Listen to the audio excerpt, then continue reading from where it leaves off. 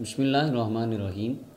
امام کے پیچھے قرات کے حوالے سے جو ہمارے دوست پڑھنے کے قائل ہیں ان کے دلائل کے اوپر جب غور کیا جائے تو کتب ستہ سے صرف 3 مین دلیلیں ہیں جن کی بنیاد کے اوپر امام کے پیچھے قرات کے نظریے کو فروغ دیا جاتا ہے۔ ان دلائل کا میں تھوڑا سا جائزہ پیش کرنا چاہتا ہوں۔ پہلی دلیل حدیث پاک ہے، بڑی معروف روایت ہے اور اس سے بڑا شور مچایا جاتا ہے۔ نبی کرم صلی اللہ علیہ وسلم فرمایا، مختلف حدیث الفاظ سے یہ حدیث مبارکہ بخاری مسلم میں دیگر حدیث کی تمام کتب میں مروی ہے۔ فرمایا لا صلاۃ الا بفاتحۃ الکتاب، نماز نہیں ہوتی مگر فاتحۃ الکتاب، سورہ فاتحہ کے بغیر نماز ہی نہیں ہوتی۔ لا صلاۃ لمن لم یقرأ بفاتحۃ الکتاب، جس نے فاتحہ نہ پڑھی اس کی نماز ہی نہیں ہوئی۔ لا صلاۃ الا بام القرآن، ام القرآن بھی فاتحہ کا نام، فاتحہ کے بغیر نماز نہیں۔ تو کہتے ہیں دیکھو تم امام کے پیچھے ہو، نہیں پڑھتے، نماز ہی نہیں ہوتی تمہاری۔ اللہ اکبر! یعنی یہ نمازوں کا کانٹریکٹ کس نے دے دیا ہمیں کہ ہم نمازوں کے فیصلے کرتے پھریں؟ ہاں بھائی تمہاری ہوتی ہے تمہاری، یہ ہمیں اختیار دیے ہی کسی نے نہیں، یہ تو اختیار اللہ کا ہے۔ اللہ کس کی قبول فرماتا ہے کہ نہیں فرماتا؟ لیکن نہیں، وہ رب تعالیٰ سے نعوذ باللہ لوگوں نے یہ چیز چھیننے کی کوشش کی۔ ان کا نہیں تیری ہوئی ہی نہیں، تو تیری نماز ہی نہیں ہوتی۔ یہ ایسا نہیں کرنا چاہیے۔ اب اس حدیث سے کچھ احباب غلط فہمی کا شکار ہو گئے، انہوں نے مسکنسیپشن کی اس حدیث کے اندر، اس کو انڈرسٹینڈ کرنے میں وہ غلطی کا شکار ہو گئے کہ اس حدیث کا مطلب کیا تھا اور یہ کس کے لیے آئی ہے۔ انہوں نے نہیں سمجھا، بس انہوں نے فائرنگ کر دی امت مصطفیٰ پہ کہ تمہاری نمازیں گئی، تم بے نمازی مرو گے۔ جتنی پڑھی امام کے پیچھے کچھ نہیں پڑھا، تمہاری نمازیں ہوئی نہیں۔ بس وہ اگلے جہاں ایک بندہ ساری زندگی نماز پڑھتا رہا، انہوں نے کہا نہیں تو فاتحہ نہیں پڑھی تیری نماز ہی نہیں ہوئی، لا حول ولا قوت الا باللہ، ساری اس کی زندگی کی نمازیں تباہ کر دی۔ اب اس حدیث کا مفہوم کیا تھا؟ امام ترمذی رحمۃ اللہ علیہ کہتے ہیں، کتب ستہ کی بات کرو، کتب ستہ کی، امام ترمذی جامع ترمذی کی حدیث نمبر 312 میں لکھتے ہیں، کتاب الصلاۃ باب ما جاء فی ترک القراءۃ خلف الامام ہے، اذا جہر، جلد 1 ہے، صفحہ نمبر 71 ہے۔ یہ جلد 1 میں نے اس لیے عرض کی جو قدیمی کتب خانے کی مطبوعہ ہے اس کے اندر یہ جلد اور صفحہ ہے۔ حدیث نمبر ہے 312۔ امام ترمذی اس حدیث کے اندر اس حدیث کے تبصرہ لکھتے ہیں، اس کا مفہوم بیان کرتے ہیں کہ اس حدیث کا مطلب کیا ہے۔ فرماتے ہیں امام احمد بن حنبل و اما احمد بن حنبل، امام احمد بن حنبل فرماتے ہیں، فقال، امام احمد بن حنبل فرماتے ہیں، معنی قول النبی صلی اللہ علیہ وسلم لا صلاۃ لمن لم یقرأ بفاتحۃ الکتاب اذا کان وحدہ، اذا کان وحدہ، اذا کان وحدہ۔ امام احمد بن حنبل فرماتے ہیں اس حدیث کا مطلب کہ اس بندے کی نماز ہی نہیں جو فاتحہ نہ پڑھے۔ آپ فرماتے ہیں اس حدیث کا مطلب ہے کہ جب بندہ اکیلا ہو، یہ اس کے لیے رسول اللہ نے فرمایا تھا۔ اب یہ وہ تفہیم ہے حدیث کی جو امام احمد بن حنبل سمجھ رہے ہیں، اور ایک وہ تفہیم ہے جو آج ہمارے پاکستان کے دوست سمجھ رہے ہیں اور فائرنگ کر رہے ہیں امت مصطفیٰ پہ کہ تمہاری نمازیں ضائع ہیں۔ اور امام ترمذی امام احمد بن حنبل کا یہ قول نقل کرنے کے بعد آگے کہتے ہیں اور انہوں نے حدیث جابر بن عبداللہ سے دلیل پکڑی، من صلی رکعتن لم یقرأ فیہا بام القرآن فلم یصلی۔ اچھا وہ حدیث آگے لکھ کے کہتے ہیں، قال احمد، امام احمد بن حنبل کہتے ہیں، ھذا رجل، اب حدیث کیا ہے، میں حدیث بھی پڑھ دوں، جابر بن عبداللہ سے روایت ہے، آپ نے فرمایا کہ جو بندہ رکعت پڑھے اس میں فاتحہ نہ پڑھے اس کی نماز نہیں ہوتی، مگر امام کے پیچھے جو کھڑا ہوگا وہ کچھ بھی نہ پڑھے اس کی نماز ہو جائے گی۔ یہ حضرت جابر بن عبداللہ کی حدیث ہے۔ امام ترمذی حدیث لکھ کے نیچے کہتے ہیں، وقال احمد، امام بن حنبل فرماتے ہیں، ھذا رجل من اصحاب النبی صلی اللہ علیہ وسلم، یہ عام بندہ نہیں ہے، یہ رسول اللہ کا صحابی ہے جنہوں نے تأول قول النبی صلی اللہ علیہ وسلم، جنہوں نے نبی صلی اللہ علیہ وسلم کے قول کی یہ تعویل بیان کی، لا صلاۃ لمن لم یقرأ بفاتحۃ الکتاب ان ھذا اذا کان وحدہ۔ یہ حدیث رسول اللہ نے اس کے لیے فرمائی تھی جو بندہ اکیلے نماز پڑھے۔ یہ حدیث رسول کا مطلب صحابی رسول بیان کر رہے ہیں۔ ایک طرف صحابی معنی بیان کریں وہ قبول ہوگا، یا دوسری طرف وہ معنی بیان کریں وہ قابل قبول ہوگا۔ اب صحابی کا بروزن کیا بنے گا یہ آپ کو دیکھ لیجیے۔ اچھا یہ ایک بات ہوگی۔ اس کے بعد آگے دیکھیے، یہی معنی حضرت امام ابن ابی داؤد، سنن ابی داؤد کے اندر کتاب الصلاۃ ہے، باب من ترک القراءۃ فی صلاتہ بفاتحۃ الکتاب، یہ چیپٹر ہے، کھول کے پڑھ لیجیے، حدیث نمبر 823 ہے۔ نمبرنگ کا اختلاف بھی ہو سکتا ہے، کوئی 24 بعض اوقات وہ سافٹ ویئرز میں ایسے ہوتا ہے، کہیں پہ 24 ہوتی ہے، کہیں پہ، میں جو عرض کر رہا ہوں 823 نمبر روایت ہے۔ حضرت عبادہ بن صامت فرماتے ہیں، نبی صلی اللہ علیہ وسلم کی حدیث بیان کرتے ہیں، لا صلاۃ لمن لم یقرأ بفاتحۃ الکتاب فصاعدا۔ اب نبی صلی اللہ علیہ وسلم نے فرمایا جس نے سورہ فاتحہ نہ پڑھی اور بھی کچھ نہ پڑھا اس کی نماز نہیں ہوتی۔ ہمارے دوست کہتے ہیں فاتحہ پڑھو فاتحہ پڑھو، ہم کہتے ہیں نہیں، فاتحہ کے آگے فصاعدن کے بھی الفاظ ہیں، اور کچھ بھی، آپ اور کچھ پڑھتے ہیں؟ تو کہتے ہیں نہیں ہم اور کچھ تو نہیں پڑھتے، ہم صرف فاتحہ پڑھتے ہیں، صرف وہ شور ڈالا ہوا ہے، بات کو میں مکمل سے سمجھا بھی نہیں۔ اب اس کے آگے قال سفیان، امام ابو داؤد حضرت سفیان ابن عیینہ کا قول نقل کرتے ہیں۔ سفیان بن عیینہ فرماتے ہیں لمن یصلی وحدہ، یہ حدیث اس بندے کے لیے ہے جو اکیلے نماز پڑھے، اس کے لیے سورہ فاتحہ پڑھنا بھی واجب ہے اور آگے اور کچھ پڑھنا بھی واجب ہے۔ ہمارے دوست کہتے ہیں فاتحہ پڑھو، اب رسول اللہ نے فرمایا اور کچھ بھی پڑھو، آپ فاتحہ پڑھتے ہیں اور کچھ بھی پڑھتے ہیں۔ اور یہ اور کچھ کو کہتے ہیں نہیں فصاعدن کے الفاظ تو وہ راوی وہ جھوٹ بولا، راوی نے غلطی لگ گئی، ان کو سمجھ نہیں آئی، یعنی جو تابعین تھے، تبع تابعین تھے، ائمہ مجتہدین تھے، ان کو غلطیاں لگ گئیں، اور یہ دوست ہمارے ٹھیک ہیں۔ ابو داؤد حدیث نمبر 821 کے اندر حضرت ابو ہریرہ کی صحیح الاسناد روایت ہے، صحیح سند کے ساتھ۔ آپ فرماتے ہیں امرنی رسول اللہ صلی اللہ علیہ وسلم، مجھے نبی صلی اللہ علیہ وسلم نے حکم دیا یہ ان انادی انہ لا صلاۃ الا بقراءۃ فاتحۃ الکتاب فما زاد، مجھے نبی صلی اللہ علیہ وسلم نے حکم دیا کہ میں اعلان کر دوں مدینے کی گلیوں میں کہ نماز نہیں ہوتی مگر فاتحہ کے ساتھ، وما زادہ، اور کچھ اور پڑھنے کے ساتھ۔ یعنی اگر جو بندہ فاتحہ نہ پڑھے یا فاتحہ کے بعد آگے کوئی اور صورت نہ پڑھے، حضرت ابو ہریرہ فرماتے نبی صلی اللہ علیہ وسلم فرمایا ابو ہریرہ اعلان کر دے اس کی نماز نہیں ہوگی۔ ہمارے دوست کہتے ہیں امام کے پیچھے فاتحہ پڑھو، تو اب نبی صلی اللہ علیہ وسلم فرمایا فما زادہ، ابو داؤد حدیث نمبر 821، فما زادہ، اور کچھ بھی پڑھو، آپ اور کچھ کیوں نہیں پڑھتے؟ اچھا یہ ایک دلیل ہے، یہ صرف اس کے اندر اس کو انڈرسٹینڈ کرنے میں دوستوں نے غلطی کر دی۔ دوسری دلیل کتب ستہ سے جو بڑے زور سے پیش کی جاتی ہے، بلکہ 3 سال پہلے، اس وقت تو میری داڑھی بھی نہیں آئی تھی، میری عمر بڑی چھوٹی تھی، تو یہاں ادارے میں مشکات پڑھ رہے تھے ہم، تو اس وقت وہاں پر ہمارے پاس یہاں پہ ایک خارجی دوست آ گیا، تو تازہ خارجی نظریات سے متاثر تھا وہ بندہ، تو آ گیا بیٹھ گیا، لیپ ٹاپ اس نے نکالا یوں کر کے، بڑے غصے سے اس نے کہا، جو اس طرح ان کا ایکسنٹ ہوتا ہے، نکالا، صحیح مسلم نکال لی، اور یہ حدیث اس نے کھولی، بالکل مجھے یاد ہے، صحیح مسلم کی حدیث نمبر 395 کھولی، اور یوں میرے آگے گھما دی، کہنے لگا یہ پڑھو، رسول اللہ کے صحابی کا عمل کیا ہے اور تم کیا کرتے ہو، کیوں نہیں پڑھتے؟ وہ بڑے جلال اور غصے سے وہ مجھے کہنے لگا، مجھے بڑی ہنسی آئی اس کے اس ایکسنٹ پہ اور اس کے اس رویے پہ کہ دیکھیں کتنا اس کو برین واش کر دیا انہوں نے۔ اب حدیث سن لیجیے۔ اچھا خیر، میں نے اس کا جو اس کو عرض کیا وہ میں بعد میں بتاتا ہوں۔ حضرت ابو ہریرہ فرماتے ہیں نبی صلی اللہ علیہ وسلم فرمایا من صلی صلاۃً، کہ جس نے نماز پڑھی، لم یقرأ فیہا بأم القرآن، اس میں سورہ فاتحہ نہ پڑھی، فرمایا فہی خداج، وہ نماز ضائع ہے، وہ نماز بالکل ناقص ہے، کامل نہیں ہے، 3 مرتبہ کہا۔ فقیل علی ابی ہریرہ رضی اللہ عنہ، حضرت ابو ہریرہ سے پوچھا گیا، آپ کے شاگرد نے پوچھا، انا نکون وراء الامام، حضور ہم کبھی کبھی امام کے پیچھے ہوتے ہیں، رسول اللہ فرماتے ہیں کہ تم فاتحہ کے بغیر نہ پڑھی تو نماز نہیں ہوگی، ہم تو امام کے پیچھے بھی ہوتے ہیں کبھی کبھی، تو پھر کیا کیا جائے؟ قال، تو آپ نے فرمایا اقرأ بہا فی نفسک، یا فارسی کے لفظ مسلم میں نہیں اور جگہ پہ، اقرأ بہا فی نفسک، جو روایت میں پڑھ رہا ہوں اس میں یا فارسی کے لفظ نہیں، وہ دیگر مقامات پہ آتا ہے، فرمایا اقرأ بہا فی نفسک۔ اب اس کے دوست ہمارے ترجمہ کرتے ہیں صلاۃ الرسول کے اندر، وہ ترجمہ ایک صلاۃ الرسول کتاب ہے، اس کے اندر انہوں نے ترجمہ کیا، اس کا حضرت ابو ہریرہ فرماتے ہیں کہ اے فارسی تو آہستہ سے پڑھ لیا کر، امام کے پیچھے کھڑا ہو کے آہستہ سے۔ اب انہوں نے اقرا کا ترجمہ کیا، تو پڑھ لیا کر، بہا سورہ فاتحہ کو، فی نفس کا، اب فی نفس کا مطلب انہوں نے کیا کہ تو آہستہ پڑھا کر، حالانکہ دنیا کائنات کی کسی ایک لغت کی کتاب میں فی نفسی کا معنی آہستہ پڑھنا نہیں آیا، خیر انہوں نے کر دیا، بس ان کی بادشاہی ہے، کیا کہہ سکتے ہیں، کر دیا انہوں نے۔ آج اس حدیث کی تفہیم کیا ہے؟ اب دیکھیے، وہ پھر میں وہ خارجی کی جو ڈیبیٹ تھی، میں اس میں سے کچھ باتیں یہاں بھی عرض کر دیتا ہوں۔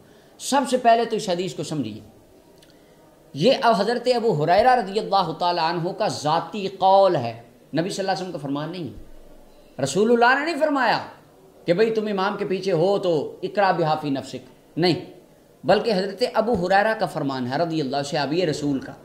اور جو ہمارے دوست زور و شور سے حدیث پیش کر رہے ہوتے ہیں ان کے بہت بڑے عالم ہیں، یہ کتاب ہے میرے سامنے عرف الجادی، یہ لکھنے والے علامہ نور الحسن خان بن نواب صدیق حسن خان بھوپالوی ہیں، یہ کتاب ہے ان کی عرف الجادی، اور اس کا صفحہ نمبر 38 ہے، اس کے اوپر بڑی کمال کی بات لکھتے ہیں، اپنا عقیدہ کہتے ہیں وہ حدیث جابر دری باب قول جابر است، وہ ایک مسئلہ پیچھے سے لا رہے ہیں، اس کے اندر کہتے ہیں اس باب میں یہ حدیث جابر جو ہے نا یہ صرف حضرت جابر کا قول ہے۔ اب آگے دیکھیے، یہ اس کی 7ویں لائن ہے، صفحہ نمبر 38 ہے، اور جمعیت اہل سنت لاہور کے مطبوعہ سے یہ کتاب چھپی ہے، نام اس کا عرف الجادی ہے، لکھنے والے نواب حسن صاحب ہیں۔ پھر یاد کر لیجئے، صفحہ نمبر 38 ہے، لائن نمبر 7 ہے، اس کے اندر کہتے ہیں وقول صحابی حجت نہ باشد، کہتے ہیں صحابی کا قول تو دلیل ہی نہیں ہوتا دین میں۔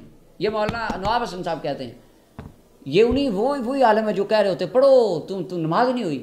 اب یہاں پہ وہ فرما رہے ہیں، کہہ رہے ہیں، ارشاد کر رہے ہیں اس کتاب میں، قول صحابی حجت نہ باشد، کہتے ہیں صحابی کا قول تو دین میں دلیل ہی کوئی نہیں ہوتا۔ اگر صحابی کا قول دلیل نہیں ہوتا تو یہاں صحیح مسلم میں آپ نے اس کو دلیل کیسے بنا لی؟ چاہیے میں نے اس خارجی سے پوچھا تو وہ تو لڑنے لگ گیا، وہ کہتا نہیں یہ بات نہیں، مجھے اس کا جواب دو۔ وہ کیا، میں نے کہا یہ کیا لکھا ہے؟ کہتا نہیں اس کا جواب دو۔ اچھا خیر، ایک تو یہ بات ہے، صحابی کا قول تو آپ کے نزدیک دلیل ہی نہیں ہے، تو یہاں پہ دلیل کیسے؟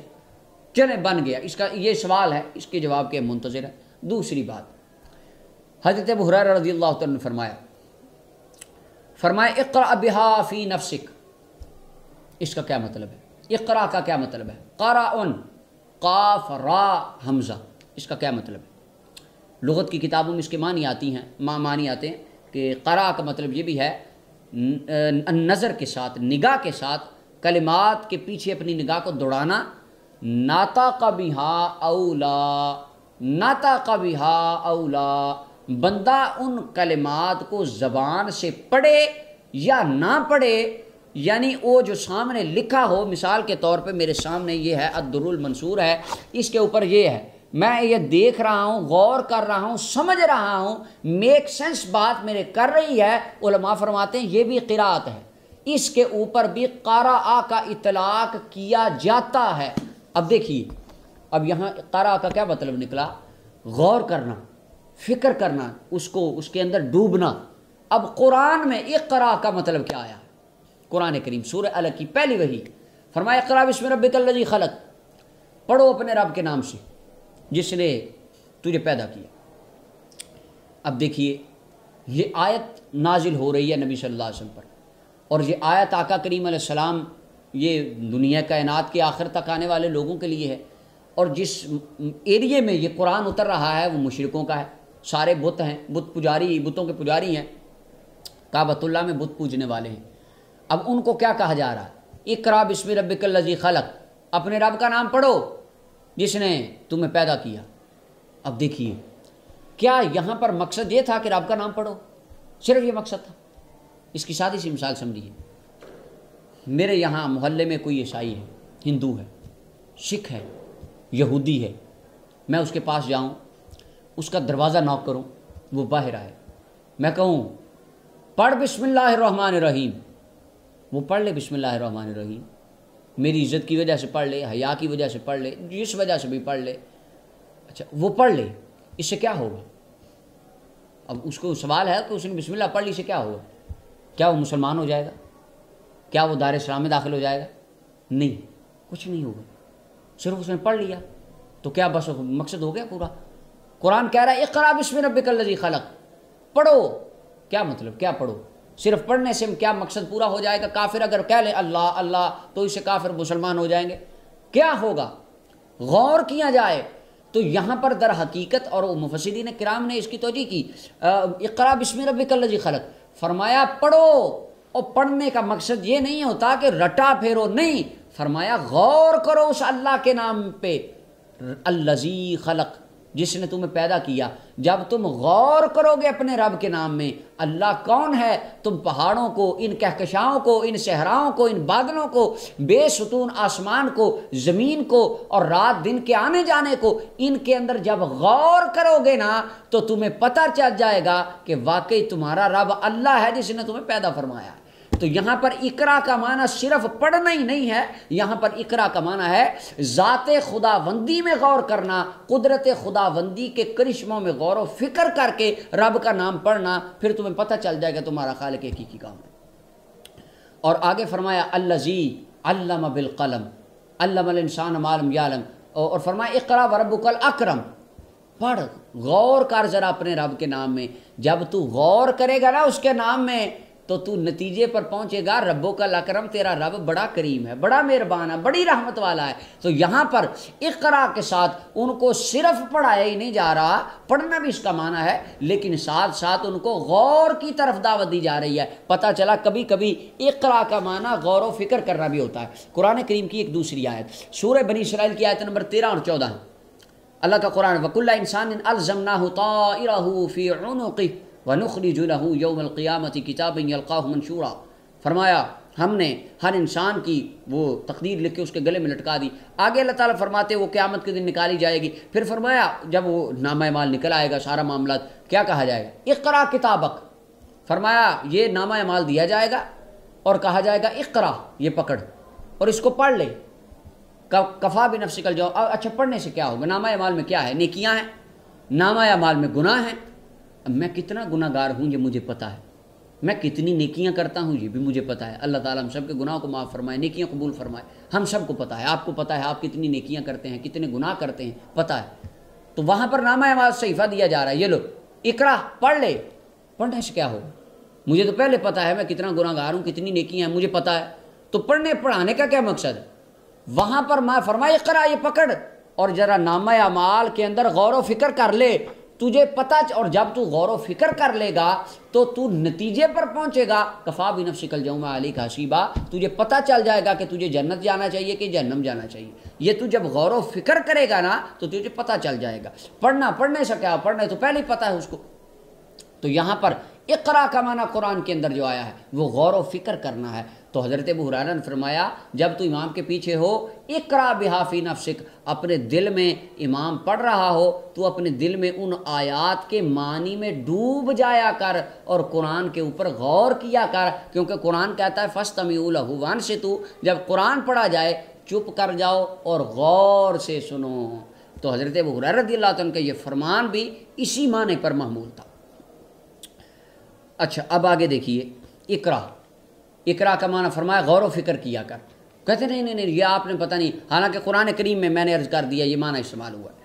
اب اس کے بعد دیکھیے فرمایا فی نفسک، اس کا معنی وہ کیا انہوں نے صلاۃ الرسول میں. وہ کہہ رہے حضرت صاحب کہتے ہیں آہستہ پڑھ لیا کر، پڑھ آہستہ سے. اب نفس کا معنی آہستہ ہوتا ہے. اگر تو فی نفس کا معنی ہے کہ آہستہ پڑھ لیا کر تو قرآن میں دیکھیے یہ لفظ آیا ہے سورہ النساء، قرآن کریم ہے، آیت نمبر 63 ہے. اچھا یہ میں قرآن سے عرض کر رہا ہوں تاکہ کوئی روایت کریں تو کہتے ہیں یہ ضعیف ہے. روایت ضعیف، قرآن کو تو کوئی ضعیف نہیں کہہ سکتا. اب قرآن میں یہ لفظ آیا ہے، منافقوں کے لیے کہا جا رہا ہے. پیچھے سے بات چلتی ہے کہ منافقوں کو کہا جاتا ہے اور وہ پھر جاتے ہیں.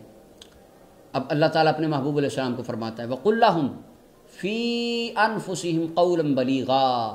محبوب فرماؤ ان کو فی انفسہم. اب وہ صلاۃ الرسول والے حضرت صاحب کا اگر ترجمہ لوں تو کیا بنے گا؟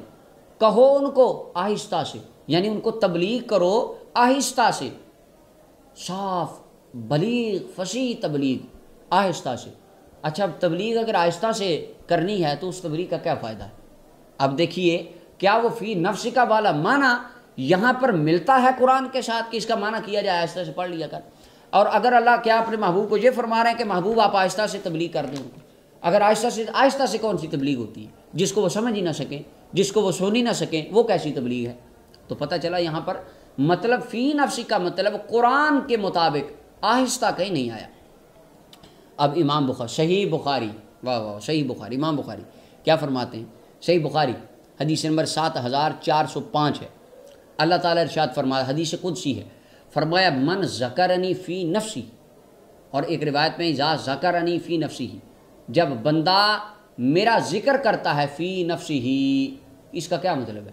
آہستہ سے نہیں. اس کا مطلب یہ نہیں ہے کہ جب بندہ آہستہ ذکر کرے تو اللہ فرمایا میں بھی آہستہ ذکر کرتا ہوں. نہیں، فرمایا اذا ذکرنی فی نفسی، جب بندہ میرا ذکر اکیلا کرتا ہے ذکرتہ فی نفسی، فی نفسی میں اس کا ذکر تنہا کرتا ہوں. وَإِذَا ذَكَرَنِي فِي مَلَئٍ، اور جب وہ لوگوں میں میرا ذکر کرتا ہے ذَكَرْتُهُ فِي مَلَئٍ خَيْرٍ مِّنْهُ، میں اس سے بہتر مجمع بلا کے اس کا ذکر کرتا ہوں. سبحان اللہ. اب یہاں پر فی نفس کے لفظ پر فی داخل ہے، تو کیا معنی ہوا؟ اکیلے۔ تو حضرت ابو ہریرہ فرماتے ہیں اقرا بہا فی نفسک، جب تو اکیلا ہو تب پڑھا کر۔ مطلب وہی آ گیا جو پہلے میں عرض کر چکا، جو امام احمد بن حنبل نے بیان کیا، جو امام ترمذی نے نقل کیا، جو صحابی رسول نے بیان کیا، جو حضرت سفیان ابن عیینہ نے بیان کیا، وہی مطلب بخاری بیان کر رہے ہیں۔ اچھا کہتے نہیں یہ مطلب نہیں ہے، فی نفسی ہی کا مطلب ہے دل میں پڑھا کر، دل میں آہستہ۔ کئی دوست کہتے میں نے کہا یہ آہستہ تو ترجمہ نہیں بنتا، تو کہتے ہیں ہاں چلو ٹھیک ہے آہستہ ترجمہ نہیں بنتا، یہ وہی خارجی جو 3 سال پہلے میرے وہ بات رہ گئی، وہ اس کو میں نے کہا کہ یہ فی نفسی کا مطلب یہ کب بنتا ہے کہ آہستہ پڑھا کر، یہ تو قرآن میں نہیں، حدیث میں نہیں فی نفس کا ترجمہ آہستہ پڑھنا۔ تو کہتے ہیں کہا ہاں اس کا مطلب وہ یہ مولوی صاحب نے غلط کیا ہے، خیر ترجمہ اس کے پاس وہ والا تھا۔ میں نے کہا یہ تو قرآن سے ہی ترجمہ مخالف ہے، ٹکرا جاتا ہے۔ تو مجھے وہ کہنے لگا اس کا مطلب ہے دل میں پڑھ لیا کر۔ میں نے کہا دل میں پڑھیں گے تو قرات قبول ہوگی؟ کہنے لگا قبول ہوگی۔ میں نے کہا ہاں بخاری کی بات تو بھول ہی گئے آپ، امام بخاری کا کہتے ہیں۔ اب دیکھیے امام بخاری فرماتے ہیں اقرا بہا فی نفسک، ابھی کیا مطلب ہے؟ امام بخاری حدیث نمبر صحیح بخاری کی حدیث نمبر 5629 ہے۔ امام بخاری فرماتے ہیں قال قتادہ، حضرت قتادہ کہتے ہیں اذا طلق فی نفسہ، جب کوئی بندہ فی نفسہ اپنے جی میں طلاق دے، صلاۃ الرسول والا اگر میں ترجمہ کروں تو اس کا ترجمہ بنے گا آہستہ سے طلاق دے، حالانکہ یہ مطلب بن سکتا ہی نہیں ہے۔ تو دوسرے وہ خارجی والا ترجمہ دل میں طلاق دے، جی میں طلاق دے، فلیس بشیء، وہ طلاق کوئی طلاق نہیں۔ جو اگر کوئی بندہ دل میں اپنی بیوی کو کہے تجھے طلاق، دل میں کہے زبان سے نہ بولے، تو وہ طلاق امام بخاری کہتے ہیں طلاق نہیں ہوتی، اور واقعی نہیں ہوتی، دل میں طلاق کوئی طلاق نہیں۔ اچھا اب دیکھیے دل میں طلاق کوئی طلاق نہیں، دل میں قرات کیسے قرات ہو سکتی؟ اگر کوئی دل میں طلاق دے وہ طلاق نہیں، لیکن کوئی دل میں قرات کرے تو وہ قرات بن جائے، یہ کیسے؟ لہذا امام بخاری رحمۃ اللہ علیہ فی نفس ہی کا مطلب بیان کرتے ہیں جو چیز فی نفس ہی ہو وہ شے ہوتی نہیں ہے جب تک زبان تک نہ آئے۔ تو جب دل میں طلاق دینا طلاق نہیں ہوتا تو دل میں قرات کیسے قرات ہوگی؟ لہذا یہ معنی بھی یہاں پر جڑتا نہیں ہے امام بخاری کے قاعدے کے مطابق۔ اور چوتھی بات یہ ہے کہ قرآن کہتا ہے خاموش رہو، قرآن کہتا ہے فاستمعوا لہ وانصتوا، غور سے سنو چپ رہو۔ کیا آپ اپنے ذہن سے سوچیں، کیا صحابی رسول یہ کہہ سکتے ہیں قرآن تو کہ چپ رہو، وہ کہیں نہیں تم آہستہ سے پڑھ لیا کرو؟ کیا ایسا ہو سکتا ہے؟ صحابی تو ایسا فرما ہی نہیں سکتے۔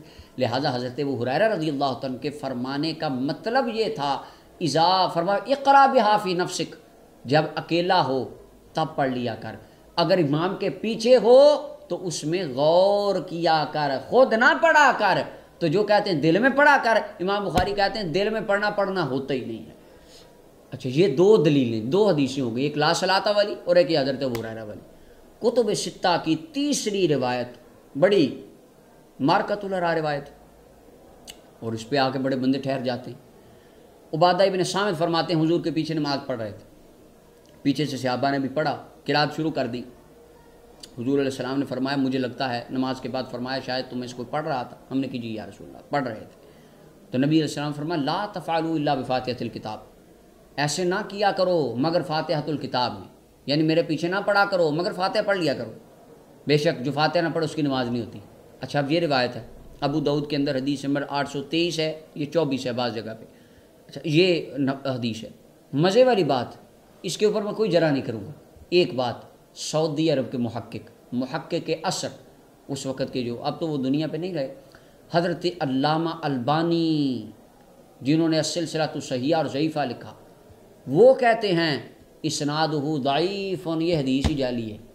اچھا یہ ضعیف کا ترجمہ جعلی میں نے نہیں کیا، یہ وہ ہمارے خوارج حضرات کرتے ہیں، جو ہم حدیث پیش کر دینا نبی صلی اللہ علیہ وسلم کے نام پہ انگوٹھے چومنا، یہ اگرچہ ضعیف حدیثوں میں آیا ہے تو کہتے ہیں ضعیف، توبہ ضعیف حدیث تو جعلی ہوتی ہے، جھوٹی ہوتی ہے، اس کو تو ماننا ہی جائز نہیں، اس پہ عمل کرنا ہی جائز نہیں۔ وہ ایسے زور کے تقریر کر دیتے، اگلا بندہ ڈر جاتا ہے، کوئی سمجھتا ہے ضعیف حدیث پتہ نہیں کیا ہوتا ہے۔ تو ان کے اس انداز کے مطابق علامہ البانی کہتے ہیں اسنادہ ضعیف، اس کی سند ضعیف ہے، یہ حدیث حجت بن ہی نہیں سکتی، اور معاملات کے اندر ضعیف سند حدیث وہ ان کے مطابق بھی بالکل کچھ نہیں ہے۔ تو لہذا اور اس کے اوپر مکمل تحقیق جو کی ہے، اس کی سند کے اوپر مکمل جرح وہ علامہ البانی نے کی ہے۔